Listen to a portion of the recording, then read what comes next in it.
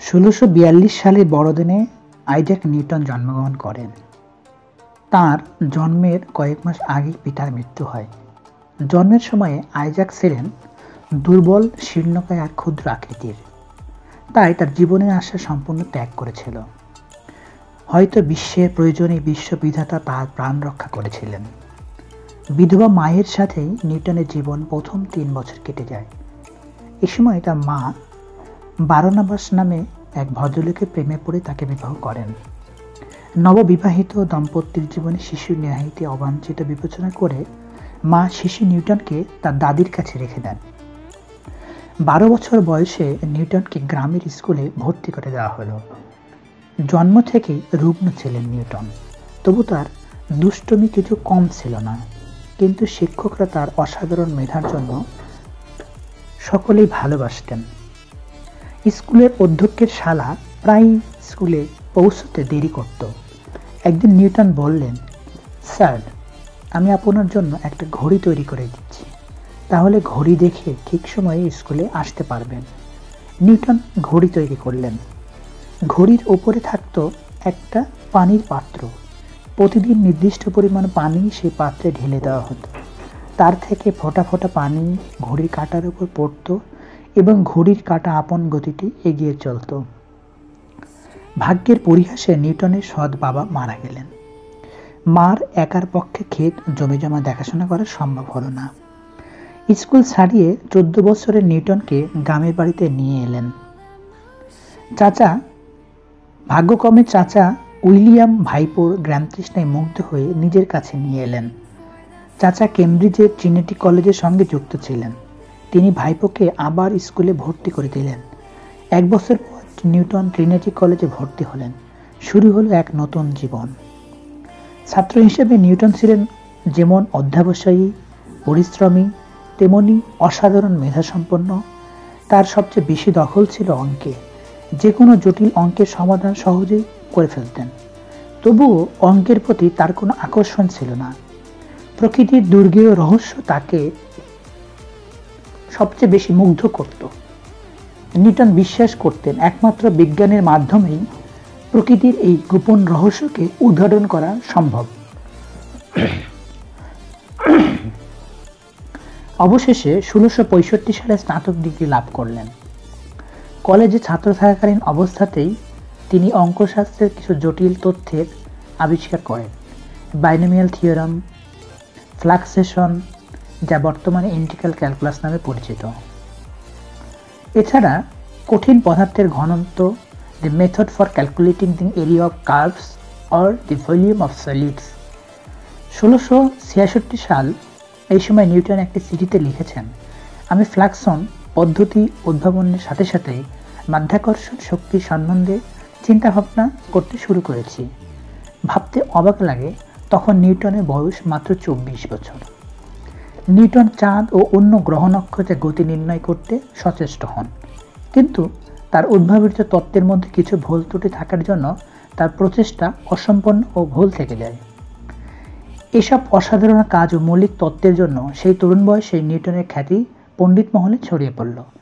১৬৬৭ সালে তার কৃতিত্বের জন্য ট্রিনিটি কলেজ তাকে ফেলো হিসেবে নির্বাচন করলেন। একজন ২৫ বছরের তরুণের পক্ষে এ এক দুর্বার সম্মান।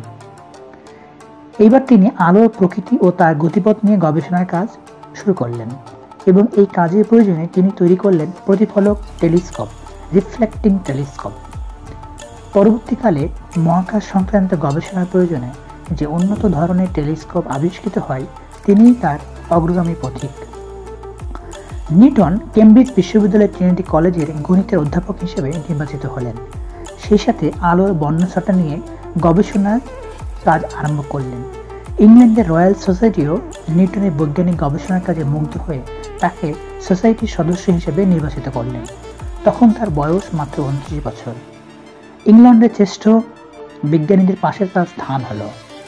সোসাইটির প্রথম সভায় তার আলোক তত্ত্ব নিয়ে প্রবন্ধ পাঠ করলেন। তার বিষয়বস্তুর সঙ্গে একমত হতে না পারলেও সোসাইটির সমস্ত বিজ্ঞানী উচ্চকণ্ঠে তার বৈজ্ঞানিক নিবন্ধের প্রশংসা করলেন। তিনি যেন এক আত্মমগ্ন সাধক, নিজের স্বপ্নে বিভোর হয়ে আছেন। নিজের বেশবাস সাজগোজ কোনো দিকে ভ্রুক্ষেপ নেই। প্রায় দেখা যেত তিনি কলেজে আসছেন, তার জামার বোতাম খোলা, পায়ের মোজা গুটিয়ে আছে, এলোমেলো চুল, তন্ময় হয়ে চলেছেন কোনো নতুন বৈজ্ঞানিক ভাবনায় বিভোর। কল্পনাপ্রবণ এই মনের জন্য বাস্তব জগৎ সম্বন্ধে তার ধারণা ছিল অস্পষ্ট।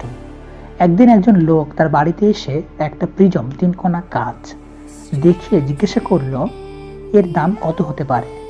প্রিজমের বৈজ্ঞানিক গুরুত্ব বিবেচনা করে নিউটন বললেন, এর মূল্য নির্ণয় করা আমার সাধ্যের বাইরে।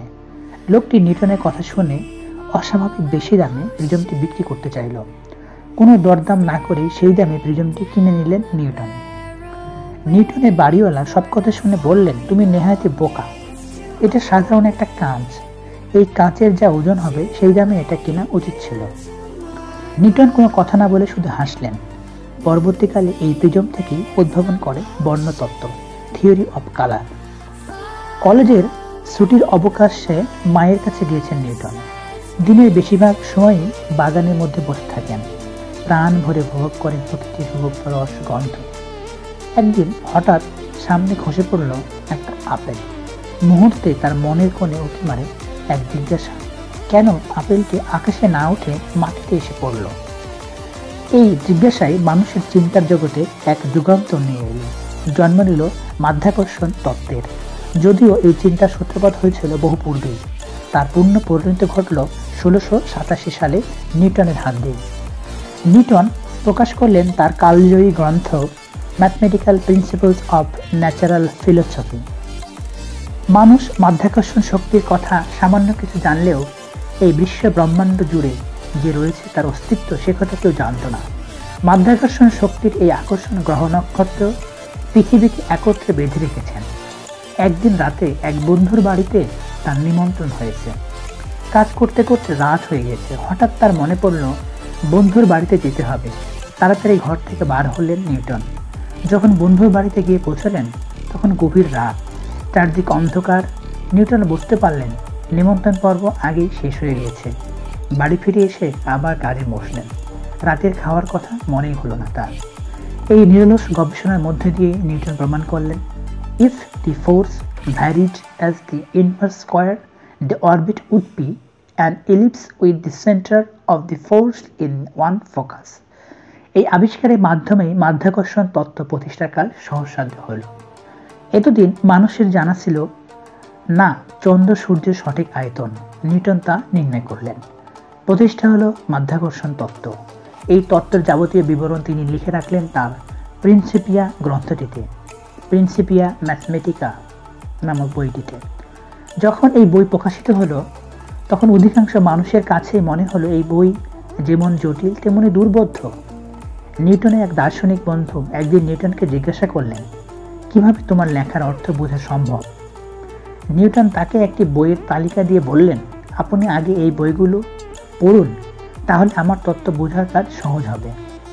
ভদ্রলোকটি তালিকা দেখে বললেন, নিউটনের তত্ত্ব বোঝা আমার সাধ্যের বাইরে, কারণ প্রাথমিক তালিকার এই কটি বই পড়া শেষ করতেই আমার অর্ধেক জীবন কেটে যাবে।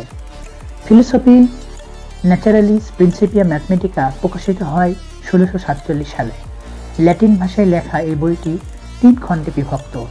প্রথম খণ্ডে নিউটন গতিসূত্র সম্বন্ধে আলোচনা করেছেন। 3টি গতিসূত্র হল: প্রথম গতিসূত্র, প্রত্যেকটি বস্তু চিরকাল সরলরেখা অবলম্বন করে সমবেগে চলতে থাকে। দ্বিতীয় গতিসূত্র, বস্তুর উপর প্রযুক্ত বল বস্তুর ভরবেগের পরিবর্তনের হারের সমানুপাতিক এবং বল যেদিকে ক্রিয়া করে ভরবেগের পরিবর্তনও সেদিকে ঘটে। তৃতীয় সূত্র, প্রত্যেকটি ক্রিয়ার সমান ও বিপরীত প্রতিক্রিয়া আছে। প্রিন্সিপিয়া গ্রন্থের 2য় খণ্ডে তিনি গ্যাস ফ্লুইড বস্তুর গতির কথা আলোচনা করেছেন। গ্যাসকে কতগুলো স্থিতিস্থাপক অণুর সমষ্টি ধরে নিয়ে তিনি বয়েলের সূত্র প্রমাণ করেন। গ্যাসের উপর চাপের প্রভাব বিশ্লেষণ করতে গিয়ে পরোক্ষভাবে শব্দ তরঙ্গের গতিবেগ নির্ধারণ করেন। তার এই তত্ত্বে কিছু ভুল ত্রুটি ছিল। উত্তরকালে অন্য বিজ্ঞানীরা এসব ভুল ত্রুটি সংশোধন করেন। তৃতীয় খণ্ডে মাধ্যাকর্ষণ তত্ত্ব সম্বন্ধে খুঁটিনাটি আলোচনা করেন। তিনি উপলব্ধি করেছিলেন মাধ্যাকর্ষণ শক্তির প্রভাবেই সূর্যকে কেন্দ্র করে গ্রহগুলো ঘুরছে, তেমনি পৃথিবীকে কেন্দ্র করে ঘুরছে চাঁদ। দুটি বস্তুর মধ্যে মহাকর্ষীরা বল তাদের ভরের সমানুপাতিক ও দূরত্বের বর্গের ব্যস্তানুপাতিক। পৃথিবী থেকে চাঁদের দূরত্ব পৃথিবীর ব্যাসার্ধের 60 গুণ। এই দূরত্ব থেকে চাঁদ পৃথিবীতে প্রদক্ষিণ করছে। নিউটন লক্ষ্য করেছিলেন সূর্য ও গ্রহগুলোর মধ্যে প্রত্যেকটি গ্রহ ও তাদের উপগ্রহগুলোর মধ্যে পৃথিবী, সমুদ্র ও চাঁদ, এই সূর্যের মধ্যে এমনকি জোয়ার ভাটা ও সাধারণভাবে জগতের যে কোনো দুটি বস্তুর মধ্যে একই মহাকর্ষ তত্ত্ব কার্যকরী। এছাড়াও তিনি আরও একটি সমস্যার সমাধান করেছিলেন। তিনি প্রমাণ করলেন একটি সমরূপ গোলাকার বস্তুর ভিতর প্রতিটি কণা যদি বাইরের একটি কণাকে মাধ্যাকর্ষণ বলের সূত্র অনুসারে আকর্ষণ করে, তাহলে বাইরের কণাটির উপর যে বল কাজ করবে সেটি এমন হবে যেন গোলাকার বস্তুটির সমস্ত ভর তার কেন্দ্রস্থলে অবস্থিত। তার প্রতি সমালোচনা করা হলো তিনি তার তত্ত্বে বিশ্ব প্রকৃতিকে যেভাবে বিবেচনা করেছেন তার থেকে মনে হয় এই সমস্ত যেন এক বিশৃঙ্খল মনে প্রাণহীন সৃষ্টির কাহিনী।